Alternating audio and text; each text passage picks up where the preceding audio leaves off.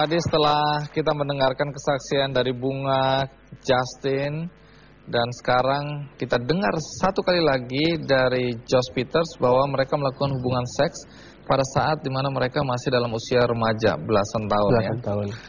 Josh Peters, dalam perjalanan hidup Anda itu kan gemerlap sekali.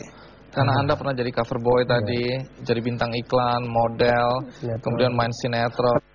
Perjalanan hidup yang glamor ini ternyata juga punya pengaruh dalam urusan seks bebas tadi ya. Apa yang terjadi?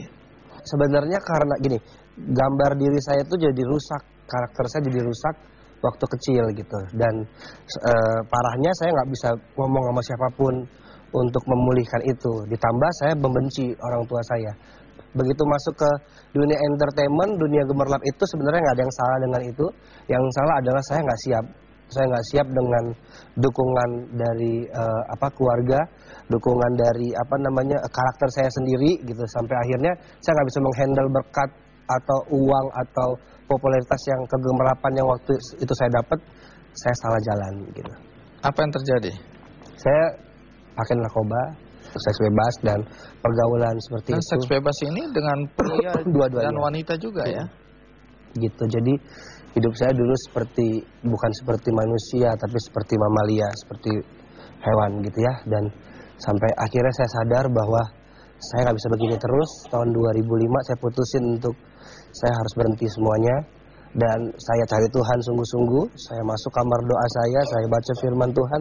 Di situ saya temukan bahwa saya harus kampuni papa saya. Ternyata hal yang membuat saya mencari pengakuan di luar itu adalah karena saya nggak dapat pengakuan dari papa saya. Baik, nanti kita lanjutkan, ini menarik. Kita kembali ke Ibu Eli ya. Ibu Eli, kita udah dengar nih tadi ya. Bunga, Justin, dan Josh Peters. Ya. Nah kalau boleh, Anda mengingatkan kami semua atau orang-orang tua yang ada, apa hal-hal yang harus diwaspadai sehingga kisah-kisah yang kita dengar tadi itu tidak terjadi pada remaja-remaja yang lain. Menurut Anda apa yang harus diwaspadai oleh para orang tua? Pertama sekali, penuhilah kebutuhan anakmu pada saat dia butuhkan dalam jumlah yang cukup.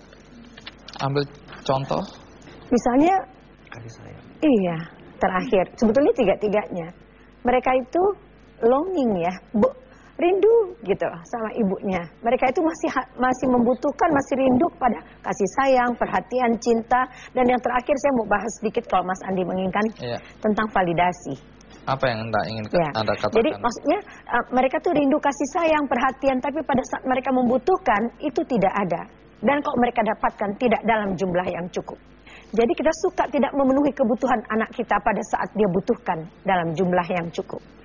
Kita mengejar entah apa yang kita kejar. Kita sangka kebahagiaan itu terletak pada benda, ketika mobil digandakan, kita rumah dibesarkan atau yang lainnya gitu loh. Tapi sebetulnya kekayaan itu terletak pada waktu. Bagaimana dengan lingkungan? Kalaulah seseorang itu kuat dari rumahnya, misalnya kalau saya contohkan beginilah Mas Andi dan teman-teman semuanya. Kita mau bangun gedung berapa tingkat ya? Kalau kita mau gedungnya itu bertingkat, kira-kira pondasinya bisa nggak kita gali cuma segini pakai besi ukuran 8? Nggak bisa. Kita mesti kasih pondasi yang cukup. Bagaimana goyahnya seorang Josh, ya gitu. Karena pondasi nggak cukup. Waktu itu ya? Iya.